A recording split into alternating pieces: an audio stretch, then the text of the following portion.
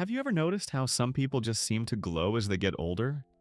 They're the ones still hosting card games, joining garden clubs, or laughing over coffee with friends every Saturday. And you know what? It's not just luck. Science says those connections, those little moments of togetherness, might actually be adding years to their lives. Now, I know what some of you might be thinking. At my age, do I really need to worry about making friends? Maybe you've lost touch with old pals, or it feels harder to get out than it used to. But here's the thing. Staying socially active isn't just about filling your calendar. It's about protecting your health, your mind, and yes, even your longevity. In this video, we're going to unpack 6 powerful reasons why staying connected after 70 could be one of the best things you do for yourself. And don't worry, this isn't about forcing yourself to be the life of the party. It's about finding what works for you, whether that's a weekly phone call with a grandchild or joining a walking group. Let's start with the first big reason.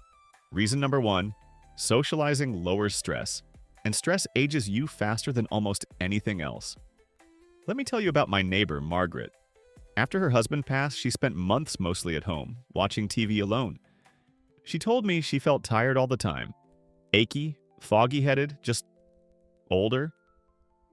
Then her daughter signed her up for a weekly quilting group. Within a few weeks, Margaret was laughing again. She started gardening, joined a book club, and even told me her arthritis pain felt less intense. Now, was it magic? Number? It was connection.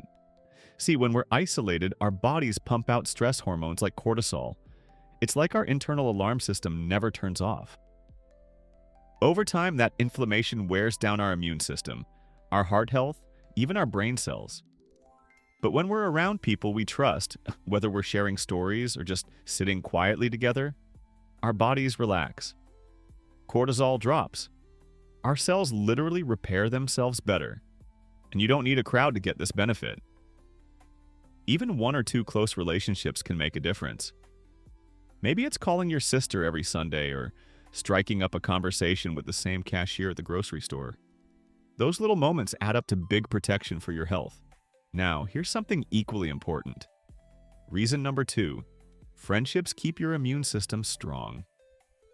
A groundbreaking study from Harvard followed seniors for over a decade. They found that people with active social lives caught fewer colds, recovered faster from surgeries, and even had better outcomes with chronic conditions like diabetes. Why? Because laughter, touch, and meaningful conversation boost your body's production of antibodies. It's like your immune system gets a pep rally every time you connect with someone. Think about the last time you hugged a grandchild or shared a joke with an old friend. That warmth you felt? It wasn't just emotional, it was biological.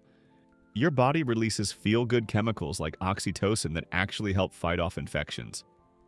Now, if getting out is tough for you, technology can be a lifeline. Video calls, online classes, even texting a photo of your garden to a friend, all of these small connects count. The key is consistency. Maybe it's a 10-minute chat with your neighbor every morning or sending a weekly email to a faraway relative. Protect those routines like you'd protect a daily vitamin, because in many ways they're just as vital. And here's reason 3. This one might surprise you. Social engagement keeps your brain sharp and may delay dementia. You've probably heard about crossword puzzles and brain games, right? Those are great, but nothing challenges your mind like a lively conversation. When you're debating a topic, recalling shared memories, or even just listening to someone else's perspective, you're giving your brain a full workout. Take my friend Carl. At 78, he started attending a history discussion group at his local library. He told me, "Some days I walk in feeling forgetful, but after an hour of swapping stories about the 1960s, my mind feels 20 years younger." And research backs this up. Seniors who regularly interact with others have a 70% lower risk of cognitive decline compared to those who are isolated. It's not just about using your brain, it's about the emotional spark that comes from sharing ideas. Even small interactions like chatting about the weather with a mail carrier may force your brain to stay nimble. So if you've been hesitating to join that bird-watching club or Bible study group, give it a try. You're not just passing time, you're building a shield for your most precious asset, your mind. Now, we've covered how socializing eases stress, boosts immunity, and protects your brain. But stick with me because what comes next is where it gets truly inspiring.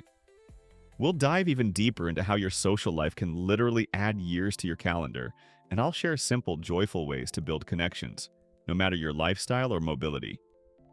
So grab a notebook if you'd like, and let's keep going. One of the most beautiful things about staying connected is that it doesn't just lift your spirits, it can actually get you moving in ways that feel more like joy than exercise. Let me explain. Reason number 4. Socializing naturally keeps you active, and mobility is the secret to aging gracefully. Think about it. When was the last time you laughed so hard your sides hurt while sitting alone on the couch? Probably not often. But when you're out with friends, whether it's a stroll through the park, a gentle yoga class, or even rearranging furniture for a book club meeting, your body moves. And that movement? It's gold for your joints, your heart, and your balance. Take my cousin Frank. After he retired, he spent most days in his recliner watching reruns. Then his grandson convinced him to join a weekly bocce ball league at the community center. At first, Frank grumbled about the racket, but now he's out there twice a week, bending, reaching, and walking, all while trash-talking his buddies in the best way. His doctor recently told him his blood pressure improved so much he might reduce his medication, all because he found a reason to get up and play. Now, you don't have to join a sports team. Something as simple as meeting a friend for coffee at the mall, walking from store to store, people watching, maybe even window shopping, counts. The key is to pair connection with motion. Even household chores become lighter when you're chatting with a grandkid on the phone while folding laundry. Every step, every stretch, every shared laugh adds up to a body that stays stronger, longer. Let's be honest, getting older isn't always easy. Losses pile up, friends, spouses, sometimes even your sense of independence. But here's what the research shows. Seniors with a support network are half as likely to experience severe depression, even after major life blows. Why? Because sharing your grief, your fears, or even your silly daily annoyances acts like a pressure valve for your heart. I'll never forget Ruth, a viewer who wrote to me last year. After her husband passed, she barely left her apartment for months. Then, on a whim, she joined a bereavement group at her church. She said, "At first, I just listened, but hearing others say what I was feeling, it was like a weight lifted. Now we meet for pie after meetings, and some days we even laugh until we cry." You don't need a formal group, though.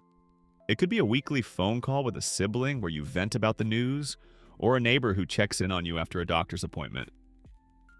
The magic isn't in the size of your circle.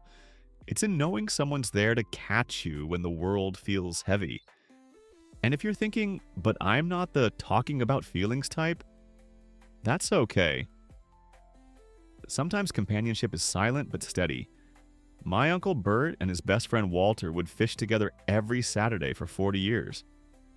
They hardly said a word, just sat in that boat, side by side. When Walter passed, Bert told me, "Those quiet mornings kept me sane." Now, you might be wondering, what if I've let too many connections slip away? What if starting fresh feels impossible? Well, here's the good news. It's never too late to rebuild. Maybe it's reconnecting with an old coworker over email or waving to that friendly face you always see at the pharmacy. Small seeds grow into mighty trees. And remember, every effort you make to stay connected isn't just a gift to others, it's a profound act of self-care. But hold on to that thought, because there's one more game-changing reason we haven't touched on yet. One that ties all of this together in the most beautiful way. It's about how the bonds we nurture don't just add years to our lives, they add life to our years. And I can't wait to share that with you. There's something remarkable that happens when we stay connected to others, something that goes beyond just living longer. It's about how we live those extra years. And that brings us to our final, most beautiful reason. Social connections give you a reason to wake up excited every single day. You see, researchers studying the world's longest lived communities, places where people regularly live to 100, found one surprising common thread. It wasn't just their diets or their genes, it was their sense of purpose. In Okinawa, they call it ikigai. In Sardinia, it's plan de vida. But here's what it boils down to: knowing that someone is counting on you, that you matter to someone else. Let me tell you about my friend Eleanor. At 82, she started volunteering at the local elementary school, reading to first graders every Thursday. She told me, "Those kids don't care about my wrinkles or my stiff knees. They just light up when I walk in the room. On Wednesday nights, I lay out my clothes like a kid before field day." That excitement, that sense of being needed, it added a spring to her step that no vitamin bottle could match. Here's the science behind it.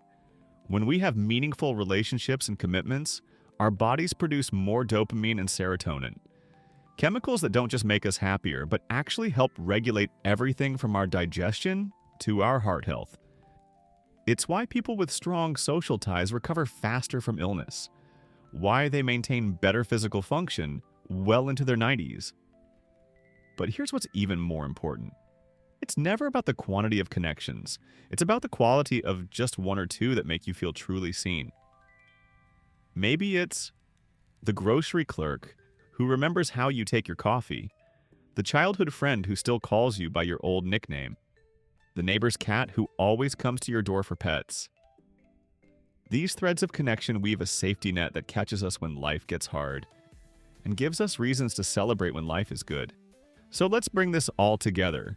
We've seen how staying socially active lowers your stress hormones, boosts your immune system, protects your brain from decline, keeps your body moving naturally, guards your emotional health, and finally gives you that priceless gift of purpose. But I want to leave you with this thought. Building these connections doesn't require you to become someone you're not. You don't need to be the life of the party or have dozens of friends. Start exactly where you are. Smile at someone in the elevator tomorrow. Share a memory with a cashier. Send a letter to that niece you haven't seen in years. Because here's the truth, every time you reach out, you're not just adding days to your life. You're adding life to your days. And that, my friends, is what makes all the difference. Now, I'd love to hear from you. What's one small way you'll connect with someone this week? Drop your ideas in the comments below. And if this resonated with you, hit that like button and subscribe for more ways to thrive in your 70s, 80s, and beyond. Until next time, keep shining, keep sharing, and remember, your best years aren't behind you. They're all around you, waiting to be lived.